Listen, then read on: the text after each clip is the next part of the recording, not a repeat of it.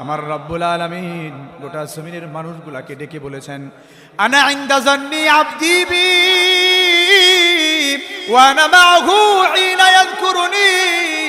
বান্দা যেখানেই যে মুহূর্তেই আমি আল্লাহকে স্মরণ করে নেবে, আমি আল্লাহ ওই জায়গায় বান্দার তাৎক্ষণিক আমি আল্লাহ তার সঙ্গী হয়ে যাই। জোরে চিল্লা কন্না সুবহানাল্লাহ।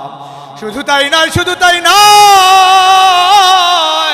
আল্লাহ বলেন ইন তাকাররাবা মিন্নি শিবরা। আজকে এই যে বন্দচর পাড়ার মানুষগুলো আল্লাহকে পাওয়ার জন্য, কোরআন বুঝার জন্য, কোরআনের আমল করবার জন্য এই যে মানুষগুলো আজকের এই মাহফিলে এসেছে আল্লাহকে পাওয়ার জন্য, আল্লাহু আকবারের ধ্বনি যতই দূরে দেওয়া যায় দিলের মধ্যে ততই নূর পয়দা হয়। জোরে করে আল্লাহু আকবার।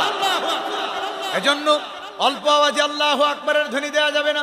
সুবহানাল্লাহটা বললেও যত জোরে আওয়াজ করা হবে ঈমানের মধ্যে নূর পয়দা হবে। এজন্য জবান বন্ধ রাখা যাবে না, চিল্লা চিল্লা পড়তে হবে আল্লাহু আকবার। সম্মানিত হাজিরিন, আজকে এই মাহফিলে আসার জন্য আমি জিজ্ঞাসা করতে চাই, এই যে মুসুদ্দির মানুষ, বন্দচরপাড়ার মানুষগুলো কি এখানে আসার জন্য কেউ একটা মানুষ দৌড়াই আসছে এই মজলিসে? কথা কন, একটু আওয়াজ করেন, কথা বলেন আমার সঙ্গে। কেউ কি দৌড়াই আসছে? একটা মানুষও দৌড়ায় কিন্তু আসে নাই। আল্লাহ তাআলা এই পয়েন্টটাকে ধরেছেন, বান্দা তুমি তো আমি আল্লাহকে পাওয়ার জন্য কখনোই দৌড়ায়া যাবা না, আমি আল্লাহ জানি। এরপরও আল্লাহ পাক রব্বুল আলামিন বলেন ইন্নাতানি ইয়ামশি। বান্দা যদি আমি আল্লাহকে পাওয়ার জন্য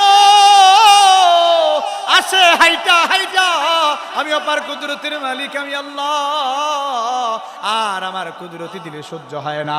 আমি আল্লাহ পাক রব্বুল আলামিন বান্দাকে প্রতিদান দেওয়ার জন্য কুদরতি ভাবে আগায়া যাই। আতাইতুহু হারওয়ালাতান, কুদরতি ভাবে দৌড়ায়া দৌড়ায়া চিল্লা কোন আল্লাহু আকবার।